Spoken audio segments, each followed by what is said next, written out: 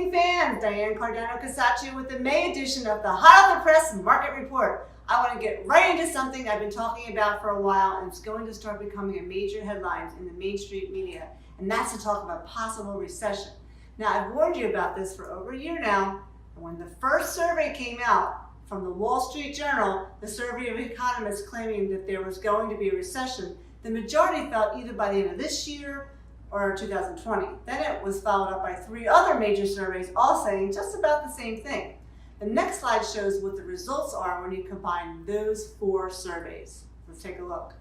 We see that 22% of those surveyed, again, these are economists and market analysts, thought a recession would occur in 2019, with an additional 46% thinking that it was going to occur in 2020, for a total of more than 2 out of 3 who thought that within the next 18 months the country would experience a recession. Also, the American public is reading about these surveys, and 42% of the American public that's currently shopping for a house believes we're going to have a recession within the next 18 months. This next slide from Realtor.com says just this. Nearly 70% of home shoppers this spring think the U.S. will enter a recession in the next 3 years, but that hasn't stopped them from trying to close on a home. I want you to remember that what I've said in the previous updates, recession doesn't mean a housing crisis. The first point I want to make in this month's market report is people don't seem to be stopping from going ahead and purchasing a home. And secondly, more and more economists are now saying, you know what, maybe a recession isn't right around the corner. Let's look at what the Chief Investment Officer of Wealth Management at Morgan Stanley, Lisa Shallot, has to say. I'm not convinced a recession is coming soon. I see an improving housing market. Low interest rates help. A rebound in the bank lending, a tight labor market, higher oil prices, and well-behaved credit markets. All these point to a stable U.S. economic outlook. Listen, Raving fans, the good news is no matter what's taking place, people are feeling pretty good about the economy and about buying a home. So let's look at this next slide. This chart shows non-owners who want to own a home in the future over the last 4 quarters of 2018. We can see that the non-owners who want to own a home in the future have increased.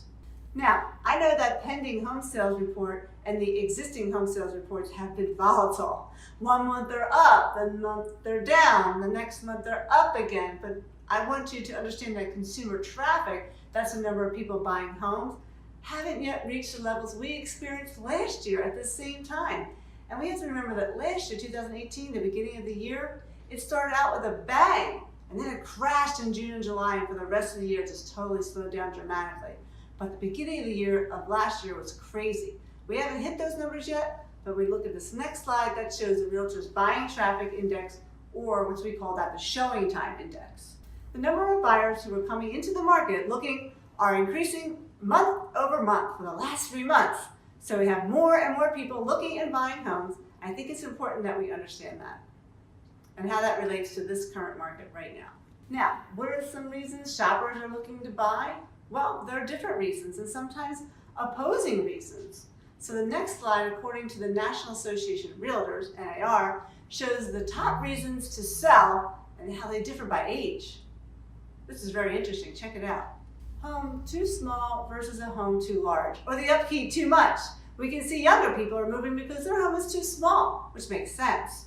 Older people are moving because their home got too big or the upkeep is too much for them. The kids have finally moved out.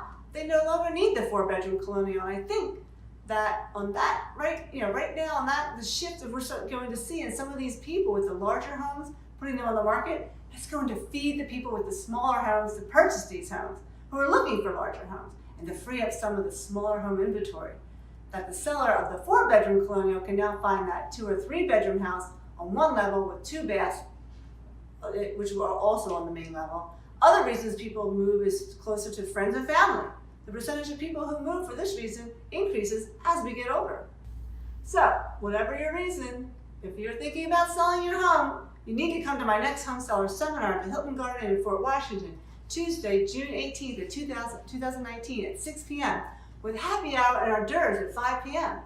All you need to do is go to homesharkseminar.com, that's Home Shark Seminar. Also, we're handing out a free copy of my newly published book, How to Fight the Home Selling Sharks. you want to buy one right now, all you have to do is go to Amazon.com and look that up. Look me up, Diane Cardano-Casacio at Home Selling Sharks. You can just sign up. You can just call the office to sign up, 215-576-8666, and call that number, or go online again at homesharkseminar.com. Hope to see you at the next seminar or the one in October. We do it 4 times a year. And I can show you how I sold a home for $21,000 over the listed price for, actually, I think I did that in an hour and a half. 1 hour and a half on the market. That's it. Hope to see you then. We'll see you in 2 weeks, where we're going to give you some hot tips on how to take photos that shine online. Have a great day.